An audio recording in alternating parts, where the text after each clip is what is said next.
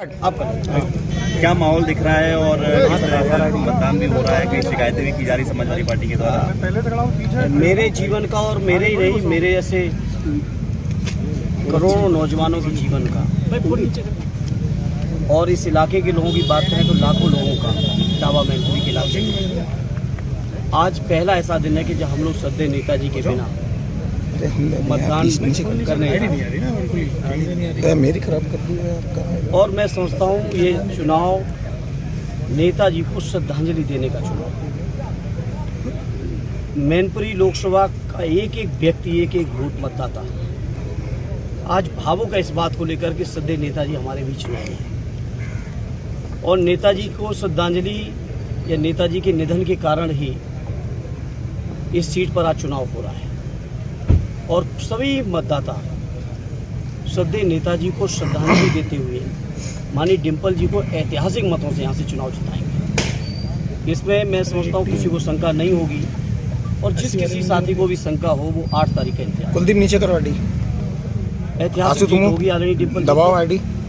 मैनपुरी के लोगों के बीच नेताजी के जन्म से लेकर और नेताजी की जीवन की आखिरी सांस तक जो जुड़ाव रहा है इस क्षेत्र के लोगों के साथ, जो सेवाएं रही हैं इस क्षेत्र के लोगों के साथ नेताजी की, और नेताजी का साथ जिस तरह से इस क्षेत्र के लोगों ने दिया उसका कर्ज तो हम नेताजी के अनुयायी लोग जीवन पर्यंत नहीं उतार सकते मैनपुरी वासियों का। लेकिन हाँ, आज ये श्रद्धांजलि का चुनाव है तो मुझे उम्मीद है डिम्पल जी को ऐतिहासिक सहयोग और समर्थन और आशीर्वाद मिलेगा। भारतीय जनता पार्टी के लोग भी पहुंच रहे हैं चुनाव आयोग में, निर्वाचन आयोग में शिकायत देने के लिए समाजवादी पार्टी। हो सकता पेशबंदी कर रहे हो, प्रशासन उनका एजेंट है, डबल इंजन की सरकार उनके पास है और फिर भी ये जो समाजवादी पार्टी के कार्यकर्ताओं पर हो रहे अन्याय, अत्याचार और शोषण जो पूरा देश देख रहा है आप सबके माध्यम से, हो सकता है उसकी पेशबंदी करने की नीयत से या न्यूट्रलाइज करने की नीयत से जा रहे हो। बीजेपी के नेता बताएं एक पूरी लोकसभा मैनपुरी के अंदर एक व्यक्ति जिसके घर में छापा पड़ा हो, एक व्यक्ति जो गिरफ्तार हुआ हो।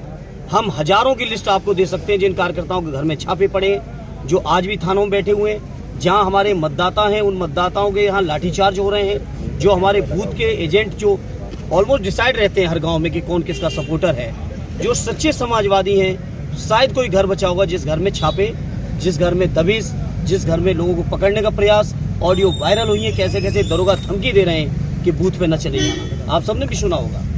तो पूरे तांडव चल रहा है, लेकिन इस मैनपुरी की धरती है, नेताजी की सरजमी है, यहाँ बहादुर लोग हैं।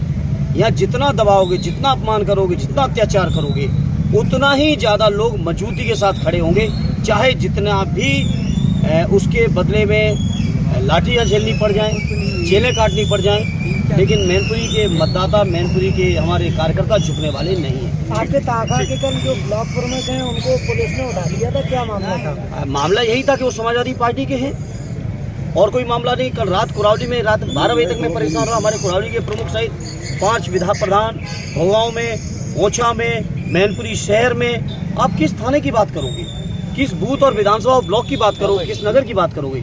जहां तक बात करोगे वहां तक समाजवादियों के साथ अन्याय चल रहा है। डिप्टी सीएम केशव प्रसाद मौर्य का कहना है कि चाचा भतीजे अगर जांच में दोषी पाए गए तो जिंदगी भर जेल में काटेंगे। किसने कहा है? केशव प्रसाद मौर्य ने।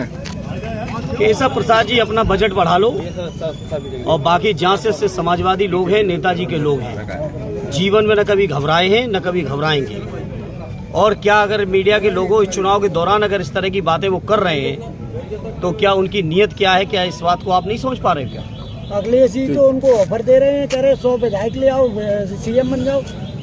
अब वो दे रहे हैं, राष्ट्रीय अध्यक्ष जी की अपनी रणनीति है, लेकिन फिलहाल मैं बात कर रहा हूँ ये जो उनका बयान है उसकी बात कर रहा हूँ मैं आपसे। ठीक है। हमसे जुड़े रहने के लिए हमारे YouTube चैनल को सब्सक्राइब करें और नई वीडियो की नोटिफिकेशन के लिए बेल आइकॉन को दबाएं। अगर आप ये वीडियो Facebook पर देख रहे हैं तो लाइक जरूर करें और ज्यादा से ज्यादा शेयर करें। धन्यवाद।